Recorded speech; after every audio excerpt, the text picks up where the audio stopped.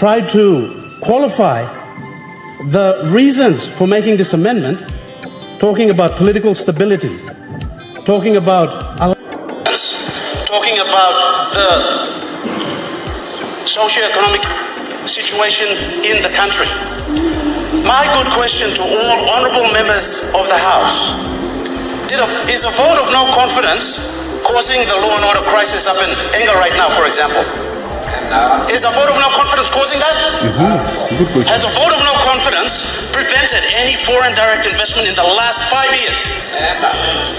Has a vote of no confidence caused that? No, it hasn't. It's a total lack of performance by the good Prime Minister and the Cabinet, this government. You just do not have any solutions for the suffering that's taking place in the country right now. And now you're coming here to say that, all right, we're going to be given more time, and you're weaponizing legislation to just keep yourselves in power. You have to, the good Prime Minister, you have to humbly reject this bill, take it back. You have to earn the confidence of the House, all members of the House, because I represent the people of Chuave and they're part of Papua New Guinea too. And the same applies to all members in the opposition.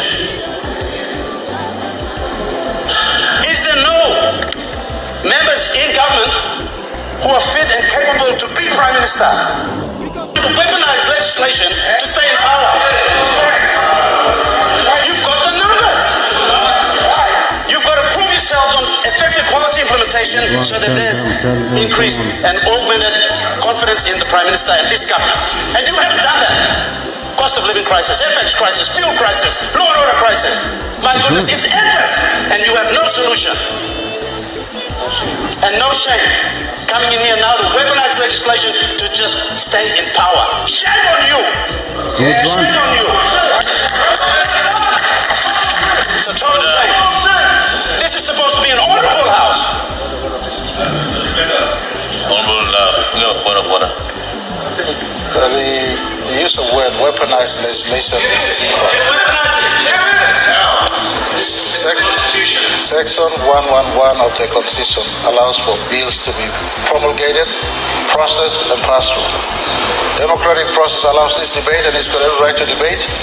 And at the end of the debate, the process will decide whether the law stands the test of scrutiny or otherwise. But he cannot use saying that we're weaponizing law. We're following a due process for the laws to be brought before Parliament. Cannot abuse this Parliament with fancy words like this. Honorable Prime Minister, your point of order is in order. I think the member is expressing himself from what he felt to debate. I'll allow him to continue on with you. Thank you, Deputy Speaker. I take note and I withdraw the term weaponized. But this amendment to such an important part of the Constitution, Section 145, is oppressive, and it will prevent the voice of your fellow Papua New Guineans from being heard. We represent people in this House, and so do you. And we are allowed to disagree on policy and the way this government is performing. And if we disagree, this is our pressure valve, Section 145, and you can defeat it, and you can defeat it. And we can amicably come in the collegiate spirit and defeat it on the floor. There doesn't have to be confrontation, there doesn't need to be camps, there doesn't need to be any hostility. We just come in here and talk about policy. And we will judge you only on your performance. And as far as we're concerned, your performance is lackluster. As far as we're concerned.